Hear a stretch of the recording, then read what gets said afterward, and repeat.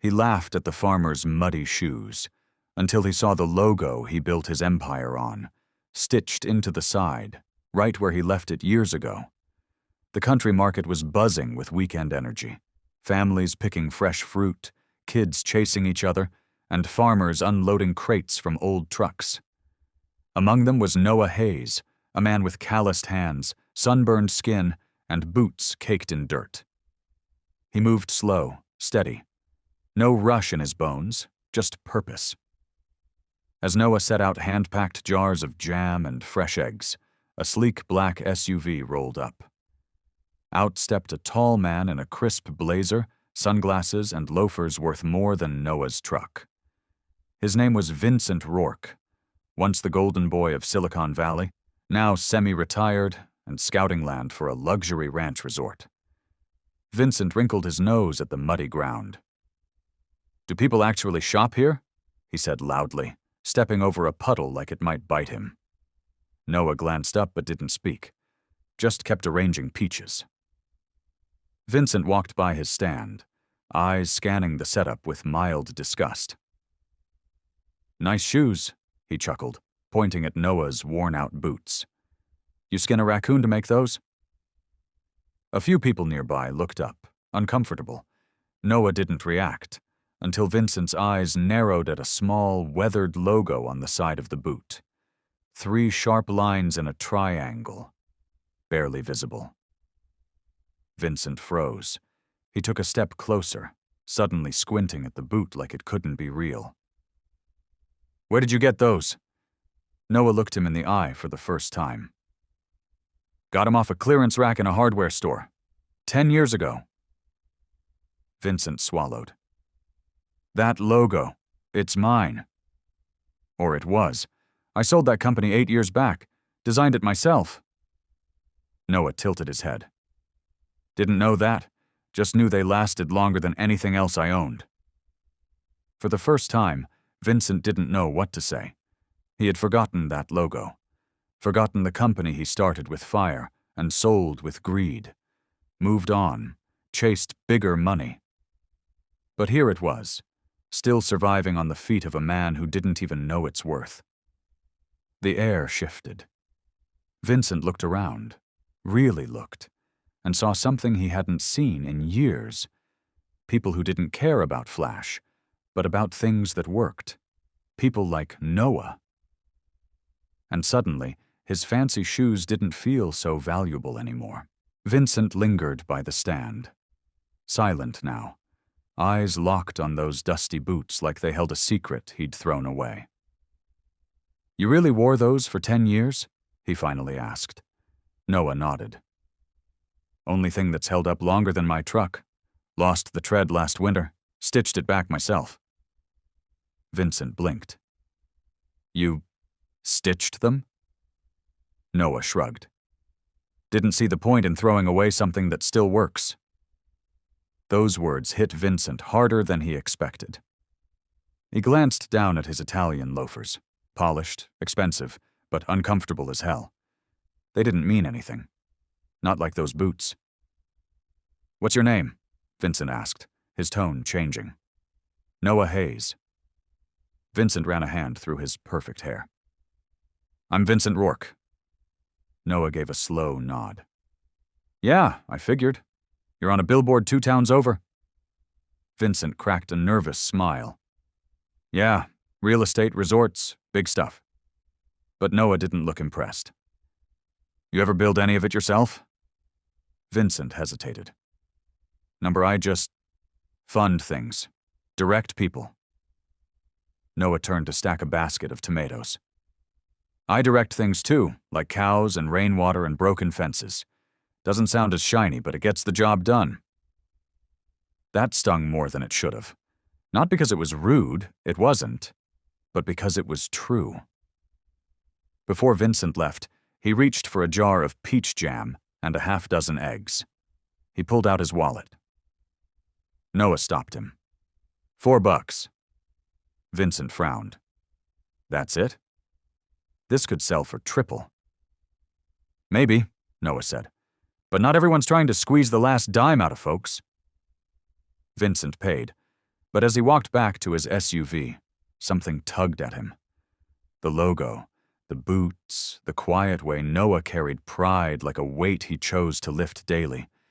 It all stuck to him like dust he couldn't shake. That night, Vincent didn't go back to his hotel. He took a detour, drove past fields and fences, past old signs with that same faded logo he'd once built and abandoned. He realized something. Maybe the empire he sold off was still alive. Just not where he thought it would be. The next morning, Noah was out by the coop fixing a busted latch when he saw the same black SUV parked by the fence. Vincent stepped out. No blazer this time, just a worn hoodie and jeans that still looked too clean for a farm. Noah stood up slowly, wiping his hands on his jeans. "You get lost?" Vincent smiled faintly. "I figured I owed you more than $4. Noah raised an eyebrow. "You bring a shovel?" That made Vincent laugh. "No, but maybe I should have." He walked over, holding a box. "I dug these out of storage last night. The last few pairs of those boots ever made. Thought maybe you could use a backup." Noah took the box, opened it.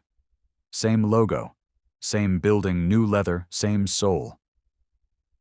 "You held on to these?" "Forgot I even had them," Vincent admitted. "But seeing them on your feet, it hit me. I left something good behind." Noah nodded slowly, still looking at the boots. "Most folks don't come back for what they leave." "I don't want to be most folks," Vincent said. Then he reached into his jacket and pulled out another folder, thicker than just an offer. "I'm buying back the brand, starting small, but real. American made, no corner cutting, no offshore junk, and I want to name the first new design after you, the Haze." Noah's eyes narrowed. "You want to put my name on boots?" "Not just boots," Vincent said. "An idea. Something that lasts, just like you." There was a long silence between them, only filled by chickens clucking nearby. Noah finally nodded. "All right, but I got one condition." Vincent braced himself. "What's that?" "You build it here, on my land, local hands, local pride." Vincent blinked. "You're serious?" "You said you don't want to be like the others," Noah said. "Prove it." And in that moment, something shifted. It wasn't a handshake that sealed it, not yet. It was something stronger, a shared respect, quiet, honest, and long overdue. Months passed, and the land behind Noah's barn, once overgrown and forgotten, was now humming with life. A modest workshop stood tall with a wooden sign over the door. Hayes Leather Company inside. The air smelled of raw hide and cedar, not fancy perfume or office coffee. Workers from the nearby town stitched, hammered, and shaped each boot by hand. Vincent was there almost every day, sleeves rolled up, learning what calluses felt like. He didn't talk much anymore about margins and market share. He listened instead, to Noah, to the workers, to the rhythm of something real being built. The first boot came off the line just before Christmas. Thick sole, solid stitching, durable as a sunrise on a cold morning, and etched in tiny letters near the heel, "Built to last." Vincent delivered the first pair himself, to Noah, of course, wrapped in brown paper, no branding, just boots. Noah held them like they were something sacred. "You remembered," he said quietly. Vincent nodded. "Couldn't forget it if I tried." But the real moment came a week later, when a boy walked into the local school wearing a pair of Hayes boots. His dad had just gotten hired at the shop. They didn't say much, just smiled when someone asked where they came from. And slowly, it caught fire. Not through influencers or marketing stunts, through people, word of mouth, trust. And one morning, as Noah sipped his coffee on the porch, Vincent sat beside him, watching trucks roll out with boxes in the back. "You ever think we'd end up here?" Vincent asked. Noah chuckled. Didn't even think we'd have a conversation, let alone a company." Vincent smiled. "Funny how things turn." Noah looked down at the boots on his feet. New ones, same logo. "Funny, yeah. But maybe it wasn't luck," he said. "Maybe it just took someone stopping long enough to see the worth in what they left behind."